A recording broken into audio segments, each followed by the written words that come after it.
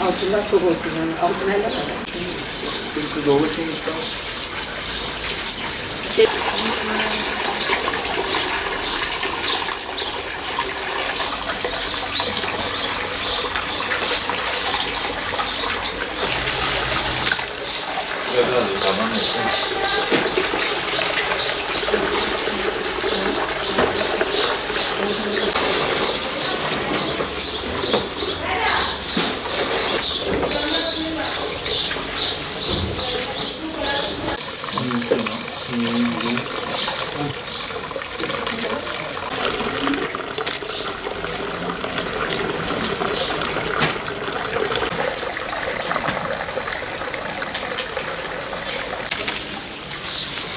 Ben ne isteyecektim? Bir şey isteyecektim ama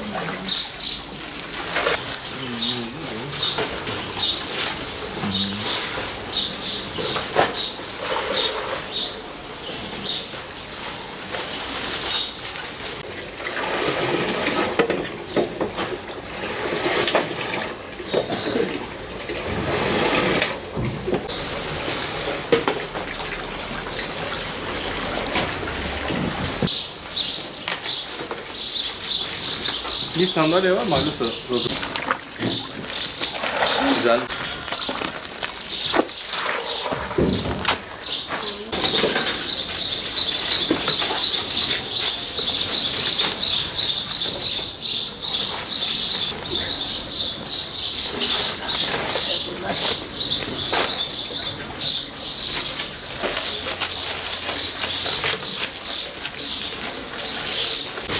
Bir de bu Ramazan'da miyanın vücudun hararetini alır. Susuzluğu önler. Bilmiyordum. Bu Suudi Arabistan tarafında develerden gelen bir hastalıktır. Bunlara birebir. Ama tabii ben bunu çok şükür abi. Geçen senelere göre yarı yarıya düşüş var. Ha. Tabii bu da neden kaynaklanıyor? Virüsten dolayı. Hava serin olup olması çok şey etmiyor. Yani içen gene bunu muhakkak sırfasında bulunduruyor. Mesela sokağa çıkma yasağı gün, ben de her gün geldi müşterim şerbet aldı. Ya dedim sokağa çıkma yasağı var, bizde de geliriyoruz. Biz o zaman hemen miyanlarımızı yaptık, hazırladık. Gelenlerimize çok şükür miyanlarımızı ikram ettik. Abi %50 etkiledi. %50 etkiledi. Çünkü mesela ben geçen seneler 6000 paket yapıyordum. Bu sene 3000 pakete. Efendime söyleyeyim 2500 pakete düştük. O da havanın sıcaklığı veya mesela günleri sokağa çıkma yasağından bir gün evvel daha fazla oluyor. Çünkü fazlasıyla paketi alıyor, evine götürüp buzluğa koyuyor. Buzluktan ondan sonra ne zaman içecekse çıkarıyor, şerbetini içiyor. Çok şükür abi, Allah'ın keremine şükür. Bu işin kırıklığında ne kadar şükretsek az. Başka şey yok, yapacak şey yok. Çünkü hepimiz etkilendik. Toplum olarak etkilendik. Yani çünkü fabrikaların hepsi duruyor. Bu ister istemez tabii bizde de yansıyor. Şimdi işçiye de yansıyor, patronlara da yansıyor. Hepimize yansıyor. Otellerimiz yok. Camilerimiz yok. Mesela benim aşağı yukarı Antep'te 30 tane verdiğim lokanta vardı. Büyük başlar. Efendime söyleyeyim. Şimdi camilerimiz her gece sebil vardı. Onlarımız mesela yok. Çok şükür. Mesela ne yapıyorlar? Gelip paket alıyorlar. Paket gönderik. Onlar genel işte komşularına, akrabalarına ikram ediyorlar. Fiyatlarda geçen seneden bu seneye işte %25 bir zam şey oldu. O da bizde kaynaklı değil. Aldığımız miyan kökü fark etti. Laylonlar mesela bunları poşet yapıyoruz. Bu poşetlerden, buzdan hepsinden fark ediyor. Sabahleyin saat 9'da başlıyoruz. 9'da başlıyoruz. Top atılıncaya kadar. Top atıldığı kime bitiyor.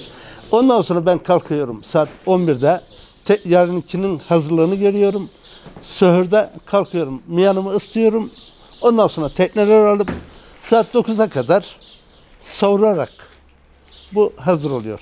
Bunu savurmazsan çay kimi demlenmezse bu hımsı çalar. Yani belki hımsı yani tam şey çalmaz.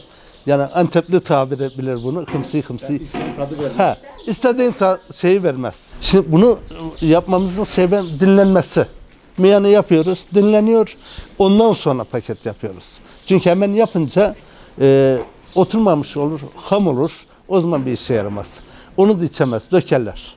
Buzla mı eritiyorsunuz? Tabii buzda. Buz, su. Bunun ana ham maddesi buz, su. Bunun içerisinde, bak bu miyan kökümüzün içerisinde yabancı madde olarak tek tarçın var. Başka bir şey yok. Kızımın elinden bir de şerbet çekti. Al da çek. Al da götürüyorum. Bir basın geldi. Geç, hadi al eline bir tane. Alın. Götürsün.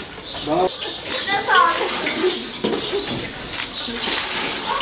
Şunda yer hadi köpü olsa, şurada olsa, köpü olsa. Alın. Kızına bak.